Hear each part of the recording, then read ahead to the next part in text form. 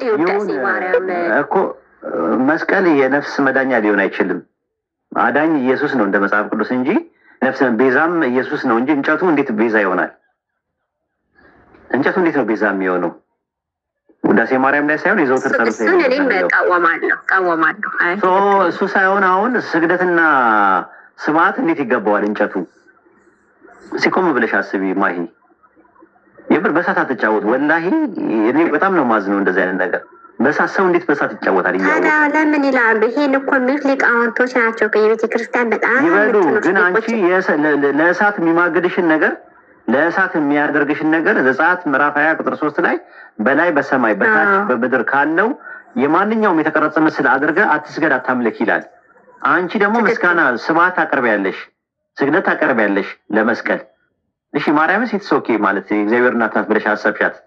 ምናልባት ለማይሰማ ለማይለማ ለማይናገርና ለማይጋገር ነገር እንዴት ነው ስግደት የምታቀርቡት? ተመችቶሻል ይሄ ነገር? ያይ አላቀርብም። እኔ የማመልከው እግዚአብሔር። አንቺ እኮ ስብሐት ለእግዚአብሔር ወላዲተ ድንግል ለመስቀሉ ክቡር አለሽ። ግዕዝ አያውቁም ብሎ እኮ ነው። ግዕዝ አያውቁም ብሎ ነው እንትን የሚሉት። ማርያምን አምልኮ እንደሚገባ ታውቂያለሽ? የአምልኮ መስዋዕት ለአንቺ እንሰዋለን ብለው እንደሚሰዉ ታውቂያለሽ? ኦርቶዶክሶች ይኖራል። የለም አልልህም፣ ይኖራል።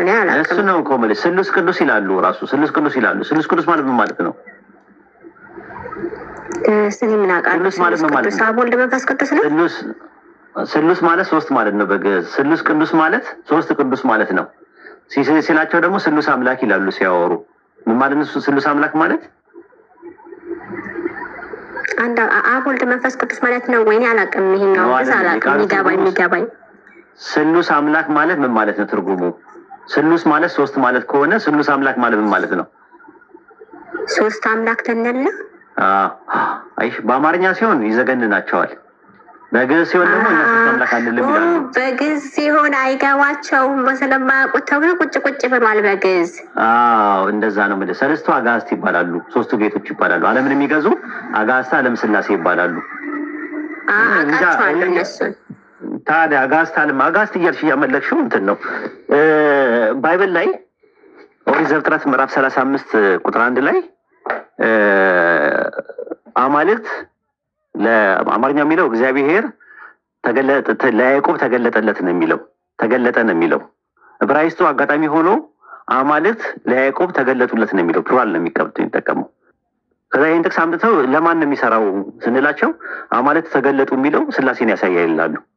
እኮ አማልክት የሚለው ስላሴን ነው ብለሽ ስጠይቃቸው አዎ። ስለዚህ ስላሴ እንደ መጽሐፍ ቅዱስ ዘፍጥረት 35 1 መሰረት አማልክት ናቸው ወይ ስታያቸው አዎ ይላሉ። ስለዚህ ስላሴ አማልክት ናቸው ስትያቸው ደግሞ አይደሉም ይላሉ ተመልሰው። ምንድነው እንደዚህ ሰውን ግራ የሚያጋቡት? ስላሴን አማልክት እያላችሁ ጌቶች እያላችሁ በጽርሐ አርያም ለሚገኝ ሶስት አምላክ እያላችሁ አምላካችን ያለ መለየት ሶስት ነው እያሉ እየተናገሩ ተመልሰው እኛ ጋር ሲመጡ ልክ የተውሂድ ትምህርቱ በጣም መቋቋም ሲያቀታቸው እኛ ሶስት አምላክ አንልም ይሏል። ሰለስቱ አጋዕዝት እያሉ ሶስት ጌቶች እያሉ ሰለስቱ ነገስታት ሶስቱ ነገስታት እያሉ ሶስት ገዢዎች ሶስት ልዑላን እየተባለ በዛ ላይ አማልክት እያሉ እየጠሩ ስላሴ አማልክት ናቸው እያሉ እየነገሩ በዛ ላይ ደግሞ በሐምሌ ስላሴ ላይ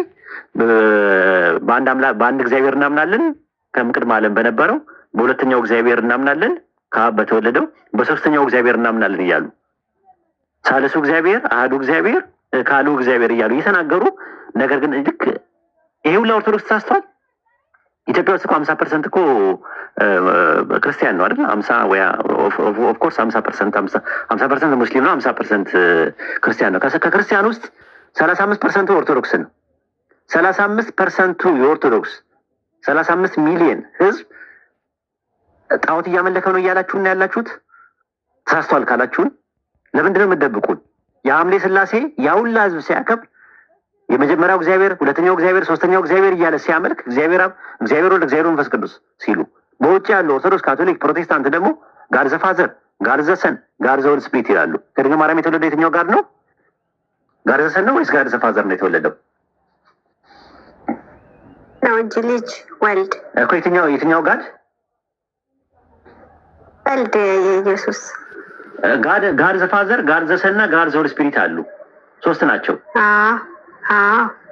የትኛው ጋር ነው? ጋር ዘፋዘር ነው? ጋር ዘሰን ነው የተወለደው ከማርያም? ሰን ልጅ የተባለው በመጽሐፍ ቅዱስ ጋር ዘሰን ነው። አዎ ጋር ዘሰን ነው። ጋር ዘፋዘርና ጋር ዘወልድ ምን አላሉ? ከማርያም ምን አላሉ? አልተወለዱም፣ ስጋን አልተወለዱም። ስለዚህ ያልተወለዱ ጋዶች አሉ፣ ሁለት አሉ የቀሩ እንትን አሉ። እና ይሄ ትምህርት እኔ እንዴት አድርጋችሁ ነው አይምሯችሁ ተቀብሎት የምትሄዱት?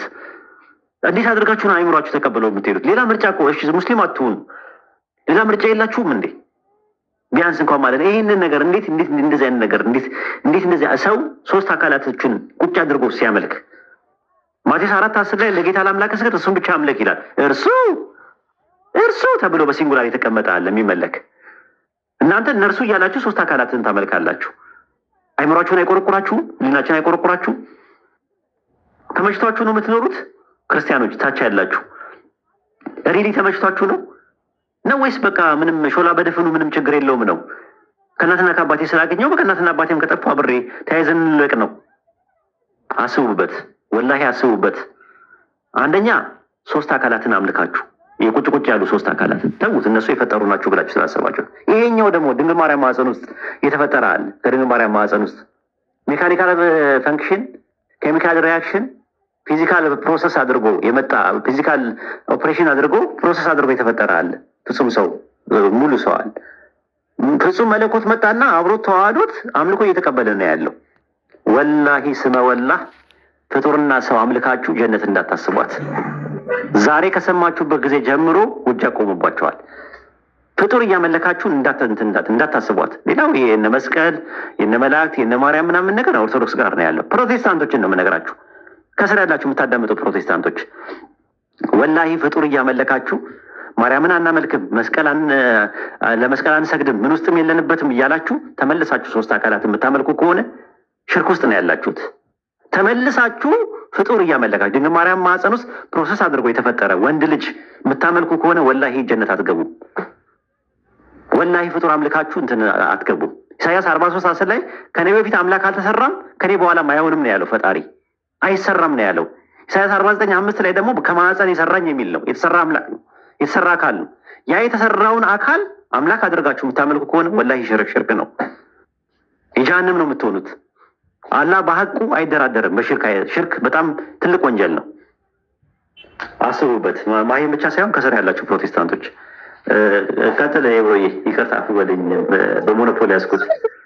አረ ኡስታዝ እንዴ ጀዛከላ ኸይር። በጣም ብዙ ትምህርት ነው የሰጠን፣ አላህ ይቀበላል። ጀዛከላ